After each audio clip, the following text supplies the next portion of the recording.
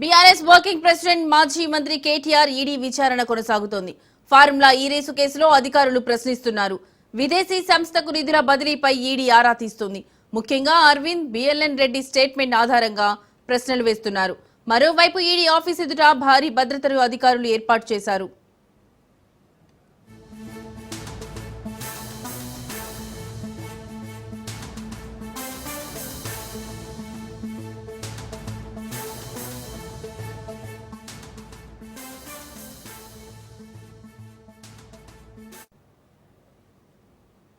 ఇక ఇదే అంశానికి సంబంధించిన మరింత సమాచారం మా ప్రతినిధి రత్నకుమార్ లైవ్ ద్వారా అందిస్తారు.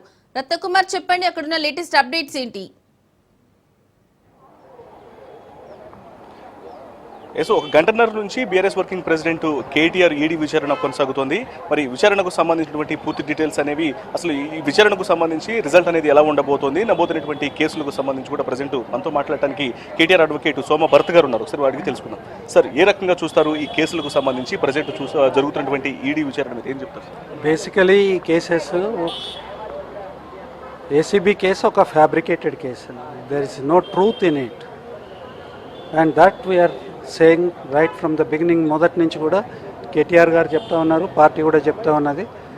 ఎవరైనా ఒక సేన్గా ఆలోచించే ప్రతి ఒక్కరు కూడా చెప్తారు. ఎందుకంటే ఒక మంచి పనిని సాధించాలని, తర్వాత తద్వారా గవర్నమెంట్కి, తర్వాత రాష్ట్రానికి, తర్వాత ఈ నగరానికి ప్రతిష్ట తేవాలని తలపెట్టి చేసిన పనిని ఇవాళ ఒక అవినీతి కేసు కిందకి తీసుకురావడం అనేది దుర్మార్గము, దురదృష్టకరం. ఇది అందులో భాగంగానే ఏసీబీ ఒక కేసు పెట్టింది. ఆ ఎఫ్ఐఆర్ చూడండి మీరు, ఎఫ్ఐఆర్లో ఎక్కడ కూడా అవినీతి జరిగిందనే ఆరోపణ ఇక్కడ లేదు.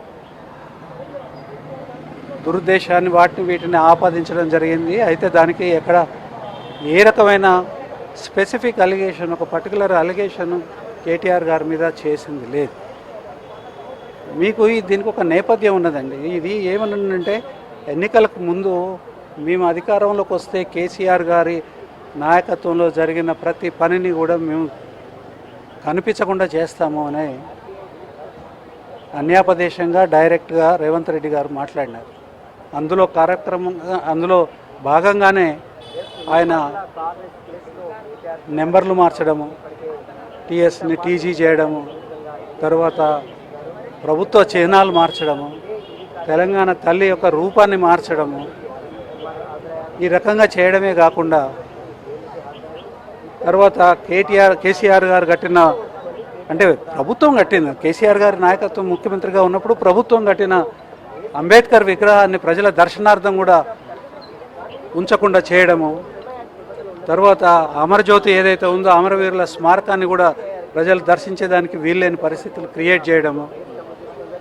అందులో భాగంగానే ఈ రేసు ప్రపంచ పటంలో హైదరాబాద్ నిలబెట్టినది సత్యము.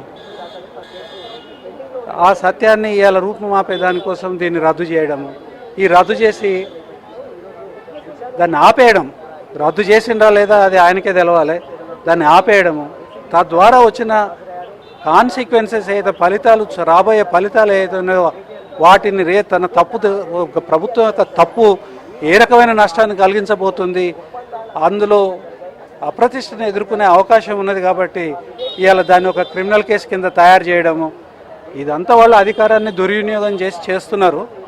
మాకు నమ్మకం ఉన్నది, ఖచ్చితంగా ఇందులో నుంచి కేటీఆర్ గారు కడిగిన ముత్యంలాగా బయటకు వస్తారు. ఈ తతంగం, ఈ ప్రాసెస్ వాళ్ళు చేస్తే చేయనియండి. చట్టబద్ధంగా మేము ఎంతవరకు ఈ విచారణకి సహకరించాలో అంతవరకు ఖచ్చితంగా సహకరిస్తాము. అవినీతి ఆరోపణలు ఏవైతే ఉన్నాయో బేస్లెస్ కాబట్టి మేము కోర్టుల ద్వారా రిలీఫ్ తీసుకుంటాము. ఖచ్చితంగా అంటే ఏంటి, ఏ తప్పులు క్లీన్ అక్విటల్ తీసుకుంటాము, దాంట్లో డౌట్ ఏం లేదండి, ఎక్కడ లేదు. ఫెమా నిబంధనలు ఉల్లంఘించినట్టుగా ఇంత మటుకు ఆరోపణ లేదు. కాదు, ఈడీ ఎందుకు ఇచ్చిందనంటే, ఈడీ ఎందుకు ఇచ్చినది అనంటే 30 లక్షలకు మించిన ఇన్వాల్వ్మెంట్ ఉన్న ఏ ఏసీబీ కేసు అయినా సరే, ఏ పీసీ యాక్ట్ కింద ప్రివెన్షన్ ఆఫ్ కరప్షన్ యాక్ట్ కింద ఏ కేసు నమోదైనా ఆటోమేటిక్గా ఈడీకి విచారణ చేయాల్సిన అవసరం ఉంటుంది. కాబట్టి వాళ్ళు జస్ట్ విచారణ చేస్తున్నారు అంతే తప్ప ఇదమిద్దంగా నోటీసులో ఫెరా వైలేషను ఏది చెప్పలేదు. ఇదంతా కూడా ఒక ఇమాజినేషన్. అది కేటీఆర్ అడ్వకేటు సోమభారత్ చెప్తున్నటువంటి విషయము. ఈ కేసు అనేది కేవలము రాజకీయ కక్షతో నమోదు చేసినటువంటి కేసే తప్ప ఇందులో ఎటువంటి వాస్తవం అనేది లేదు. ఫెమా నిబంధనలు ఉల్లంఘించారని మనీ లాండరింగ్ జరిగిందనంటూ కూడా ఇప్పటి వరకు ఏసీబీ కానీ అలాగే ఈడీ అధికారులు కానీ ఏ ఒక్క అంశాన్ని కూడా ఒక స్పష్టత అయితే ఇవ్వలేదు. అయితే ప్రస్తుతం జరుగుతున్నటువంటి విచారణకు సంబంధించి కూడా ఈడీ విచారణ అనేది దాదాపు 30 లక్షల రూపాయలకు మించినటువంటి ట్రాన్సాక్షన్స్ జరిగినప్పుడు ప్రైమరీగా దాని పరిగణలోకి మాత్రమే తీసుకొని దాని మీద ఇన్వెస్టిగేషన్ చేసేటువంటి రైట్ ఉంటుంది. కాబట్టి ఆ ఉద్దేశంతో మాత్రమే ప్రజెంట్ ఇన్వెస్టిగేషన్ అనేది కొనసాగుతుంది. అది ఏసీబీ విచారణ చేసినా లేదంటే ఈడీ అధికారులు విచారణ చేసినప్పటికీ కూడా ఈ విచారణలో పూర్తిగా సహకరించేందుకు మొదటి నుంచి కూడా కేటీఆర్ సానుకూలంగా ఉన్నారు. అందులో భాగంగానే ప్రజెంట్ విచారణకు ఆయన హాజరవటం జరిగింది. దీంట్లో ఖచ్చితంగా ఇది వీగిపోయే కేసు తప్ప ఏమాత్రం నిలబడేటువంటి కేసులు కాదు ఇవి. ఖచ్చితంగా ఆ యొక్క దర్యాప్తు సంస్థలను గౌరవించి విచారణలో పాల్గొని తర్వాత న్యాయస్థానాల వద్ద ఫైట్ చేసి ఇందులో నుంచి క్లీన్ చిట్ తెచ్చుకునేటువంటి అవకాశం అనేది చాలా క్లియర్గా ఉంటుంది అంటూ కూడా ఒక నమ్మకాన్ని కేటీఆర్ తరఫున న్యాయవాది సోమభరత్ తెలియజేస్తూ ఉన్నారు. ఇక మరోవైపు ఇప్పటికే గంటన్నర నుంచి యొక్క విచారణ అనేది కొనసాగుతోంది. ముఖ్యంగా ఇప్పటికే విచారణ చేసినటువంటి A2, A3గా ఉన్న వైపు బిఎల్ఎన్ రెడ్డి అలాగే అరవింద్ కుమార్ ఇద్దరిని ఇప్పటికే ఈడీ అధికారులు విచారణ చేశారు. కాబట్టి వారి యొక్క ఏవైతే స్టేట్మెంట్లను నమోదు చేసినటువంటి ఈడీ అధికారులు ఆ స్టేట్మెంట్లను కేటీఆర్ ముందు నుంచి ప్రశ్నిస్తున్నట్లు తెలుస్తుంది. ఈ గంటన్నర విచారణలో అనేక కీలక విషయాలు కూడా వెలుగులోకి వచ్చినటువంటి అవకాశాలు అయితే చాలా స్పష్టంగా కనిపిస్తున్నాయి. ముఖ్యంగా ఫార్ములా ఈ కార్ రేస్లో కేటీఆర్ యొక్క పాత్ర, దాంతోపాటు మరోవైపు ఇందులో అమౌంట్ ట్రాన్సాక్షన్స్కు సంబంధించి ఎందుకు ఇండియన్ కరెన్సీని విదేశీ కరెన్సీలోకి ట్రాన్స్ఫర్ చేస్తున్నప్పుడు ఆర్బీఐ యొక్క పర్మిట్ అనేది తీసుకోలేదు, అనుమతులు తీసుకోకుండా ఎందుకు ట్రాన్స్ఫర్ చేయాల్సి వచ్చింది.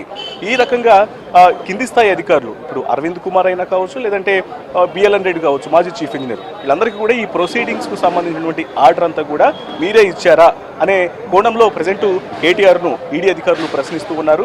మరి ఇందులో మనీ లాండరింగ్ ఏమన్నా జరిగిందా అనే కోణంలో కూడా దర్యాప్తు జరిగేటువంటి అవకాశాలు ఉన్నాయి. ఇక సాయంత్రం వరకు దర్యాప్తు అనేది కొనసాగనుంది. ఇక మరోవైపు ఈ యొక్క దర్యాప్తు కొనసాగుతున్నటువంటి పరిస్థితుల్లోనే సాయంత్రం వరకు ఈ యొక్క విచారణ కొనసాగే అవకాశం ఉంది. కాబట్టి పూర్తిగా ఈడీ ప్రధాన కార్యాలయం వద్ద బందోబస్తును ఏర్పాటు చేయడం జరిగింది. లాండ్ ఆర్డర్ పోలీసులతో పాటు టాస్క్ ఫోర్స్, స్పెషల్ పార్టీసు ఇక్కడ బందోబస్తు నిర్వహిస్తూ బీఆర్ఎస్ శ్రేణులు ఎటువంటి ఆందోళనలు చేయకుండా తగిన జాగ్రత్తలు తీసుకుంటూ ఉన్నారు. Right Ratnakumar, thank you. KTR ED విచారణ నేపథ్యంలో తెలంగాణ భవన్ కు బీఆర్ఎస్ కీలక నేతలు చేరుకుంటున్నారు. సీఎం రేవంత్ తీరుపై ఆగ్రహం వ్యక్తం చేస్తున్నారు. ప్రభుత్వం కుట్రపూరితంగా వ్యవహరిస్తోందంటూ నిప్పులు చెరుగుతున్నారు. కేటీఆర్ ఎక్కడా అవినీతికి పాల్పడలేదని వెల్లడించారు.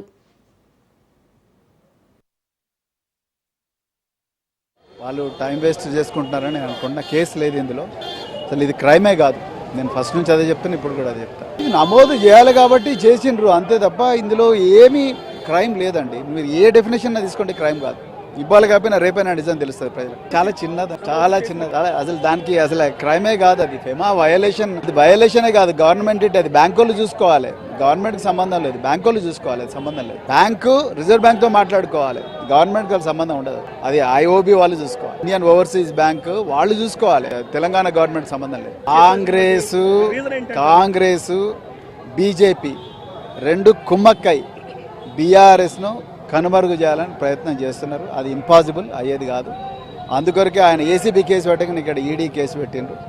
ఏమీ కాదు, నేను చెప్తున్నా. ఇవాళ కాకపోయినా 100 రోజులకైనా, ఒక సంవత్సరానికైనా నిజం ప్రజలకు తెలుస్తుంది.